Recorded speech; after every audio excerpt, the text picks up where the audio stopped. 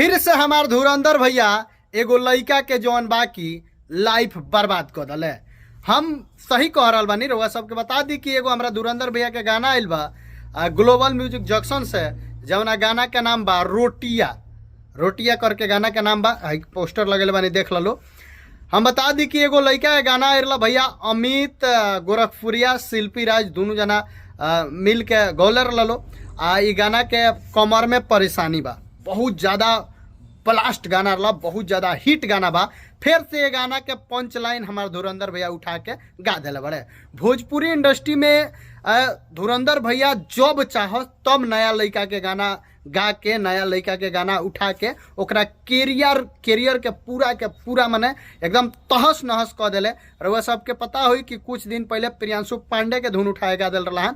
अब अमित गोरखपुरिया जौन बा कि एगो लड़का नया गाना ओकर बाजत रहा, कमर में परेशानी बा। बहुत ही बेहतरीन गाना, हर जगह बाजल बा, 3 करोड़ के आसपास व्यूज गइल बा। वो गाना के उठा के ई का कहलन ग्लोबल म्यूजिक जंक्शन से गा दिल बड़े भैया। 2 दिन के बाद पता चली जे उ गाना लड़का के डिलीट हो गई। भोजपुरी इंडस्ट्री में का हो रहा बा, ई लोग का करे के चाहता लो, ई लोग भोजपुरी के कहाँ लेके जाए के चाहता लो, हमरा तो बुझाते नहीं है। ई तो उहे हो गई तानाशाह वाला अनुराज, तानाशाह वाला हो गई भाई कि आपका धन है, आपका संपत्ति है, मेरे पास बलबूता है, मैं जब चाहूंगा तब आपसे लूट लूंगा, छीन लूंगा। है ये वही बात हुआ ना।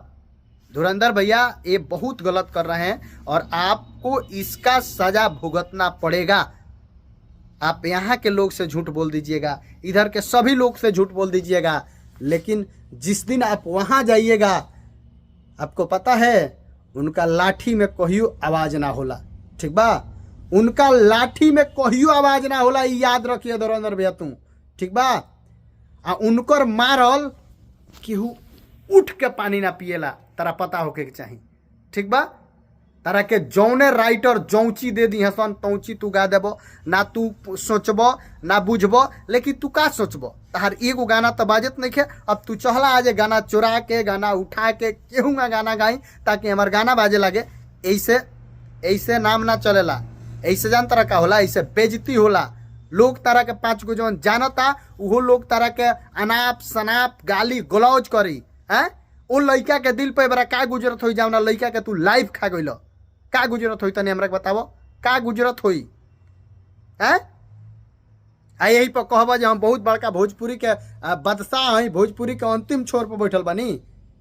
भोजपुरी के बर्बाद करे में अगर जहिया इतिहास लिखल जाई तो यह सबसे पहले तहार नाम लिखल जाई, वो चोर के रूप में, चोर के रूप में नाम लिखल जाई कि सबसे ज़्यादा गाना चुराने वाले गायक यही हैं और सबसे ज़्यादा लड़का सबके लाइफ को बर्बाद करने वाले गायक यही हैं। समझिए तो तनी सोचा यार, तनी कम से कम समझ जाना।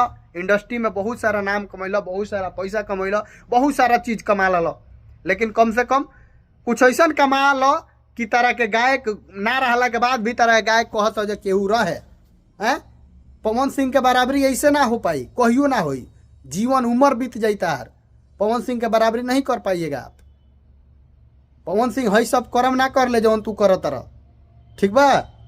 तारा लागता कि गाना चोरावला से, गाना उठावला से, गाना दूसरा गा देला से हमार नाम होई ना भैया। आप दूसरे का हक छीन लीजिएगा, खा लीजिएगा, मजा आ जाएगा, लेकिन जिस दिन उसका सजा भुगतना पड़ेगा ना, उस दिन बहुत महंगा पड़ेगा आपको, बहुत महंगा पड़ेगा।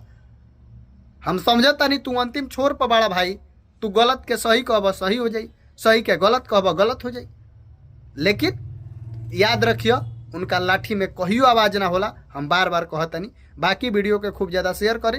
एगो ग्लोबल म्यूजिक से रिलीज बा, हई एगो लड़का गाना रिलीज बा, दोनों रउआ सब सुन ले, सुनला के बाद पता चल जाई।